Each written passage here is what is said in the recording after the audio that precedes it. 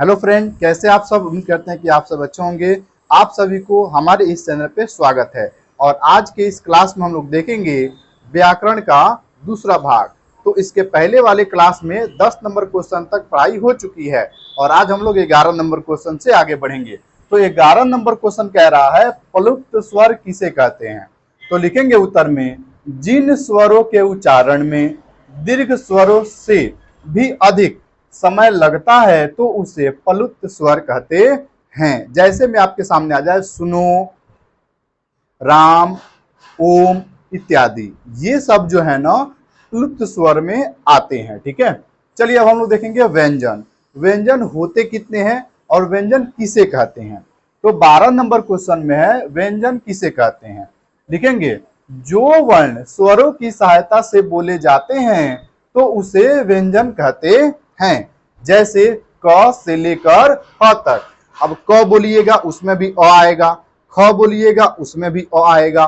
तो इनको जो बोलने के लिए हम लोग स्वर का उपयोग करते हैं तो इनको हम लोग व्यंजन वर्ण कहते हैं। ठीक है, व्यंजनों की संख्या 33 होती है। व्यंजनों की संख्या कितनी होती है? 33। ठीक है, आगे बढ़ते हैं। व्यंजन कितने प्रकार के होते हैं। तो लिखेंगे उत्तर में, व्यंजन 3 प्रकार के होते हैं। कौन कौन जी? तो पहला होता है स्पर्श व्यंजन, दूसरा होता है अंत अस्त व्यंजन और तीसरा होता है ऊष्म व्यंजन। ठीक है, अब एक एक करके इसको देखेंगे। स्पर्श व्यंजन 14 नंबर में, स्पर्श व्यंजन किसे कहते हैं। तो लिखेंगे उत्तर में, क से म तक को स्पर्श व्यंजन कहते हैं और इसकी संख्या 25 होती है। क्या होती है? 25।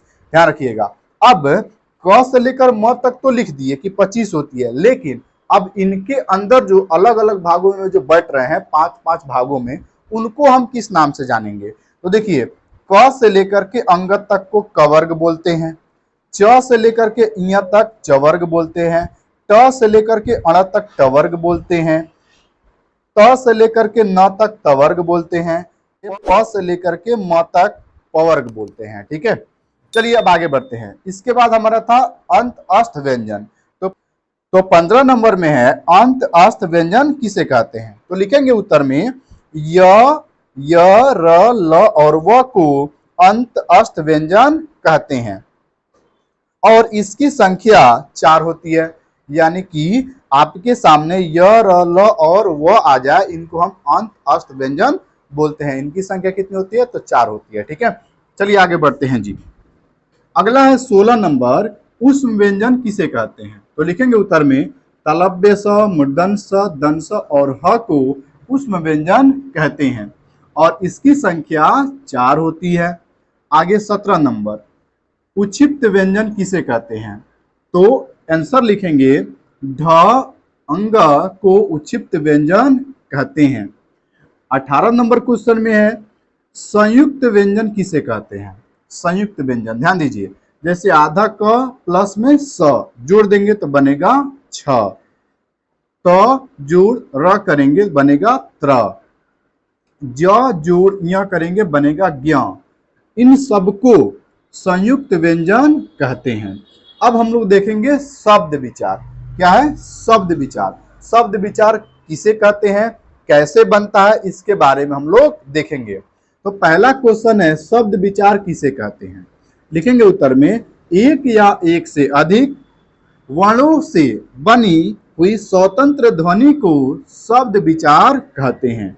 जैसे में क जोड़ ल जोड़ म कलम, न जोड़ य जोड़ न नयन, न जोड़ म जोड़ न नमन।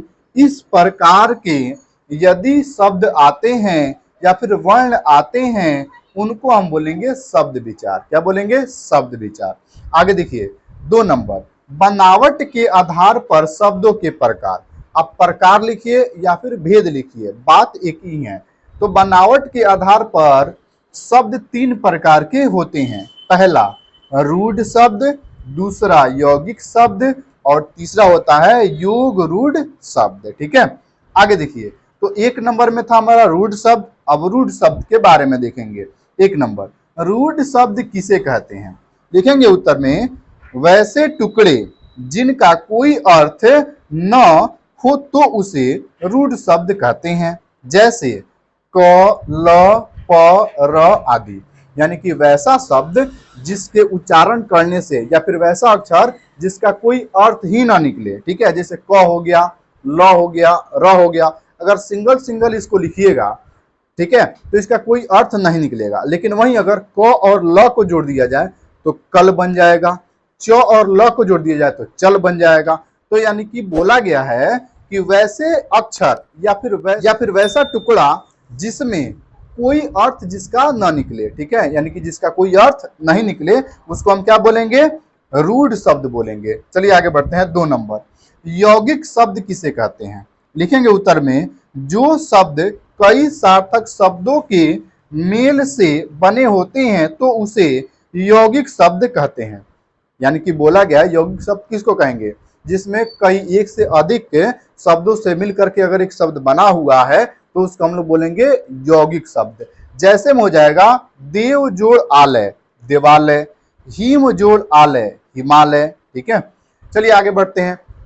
किसी ने क्या खूब कहा है, मेहनत इतनी खामोशी से करो, मेहनत इतनी खामोशी से करो कि सफलता शोर मचा दे। तो चलिए आगे बढ़ते हैं और देखते हैं 3 नंबर क्वेश्चन, योग रूढ़ शब्द किसे कहते हैं?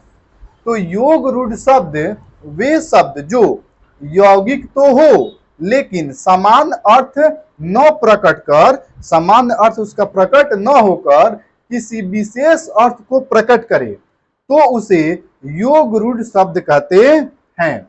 जैसे दशानन, गजानन इत्यादि। अब कोई बोलेगा दशानन, दशानन से आपको क्या अर्थ निकलता है कि यहां पर बात हो रहा है रावण का, यानी कि शब्द बोला गया कुछ और समझ में आ रहा है कुछ और। ठीक है, तो वैसे को हम बोलते हैं योग रूढ़ शब्द बोलते हैं। ठीक है, चलिए आगे देखते हैं 3 नंबर, अर्थ की दृष्टि से शब्दों के प्रकार।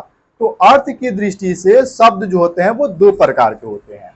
पहला होता है सार्थक शब्द, दूसरा होता है निरार्थक शब्द। ठीक है, अब आगे आते हैं उत्पत्ति के आधार पर शब्दों के प्रकार। तो उत्पत्ति के आधार पर भी शब्दों को 4 भागों में बांटा गया है। तो लिखेंगे उत्पत्ति के आधार पर शब्द 4 प्रकार के होते हैं। पहला तत्सम, दूसरा तद्भव, तीसरा देशज, चौथा विदेशज। तो आज के लिए इतना ही, फिर मिलते हैं अगले क्लास में। तब तक के लिए जय हिंद, वंदे मातरम। और अभी तक आपने इस चैनल को सब्सक्राइब नहीं किया है तो प्लीज जाकर के सब्सक्राइब कर लीजिए। और इसके पहले वाले क्लास यदि आप नहीं देखे हैं तो इस चैनल पे प्लेलिस्ट बनी हुई है, वहां से आप जाकर के देख सकते हैं और सीख सकते हैं हिंदी व्याकरण। तो मिलते हैं अगले क्लास में, तब तक के लिए जय हिंद, वंदे मातरम।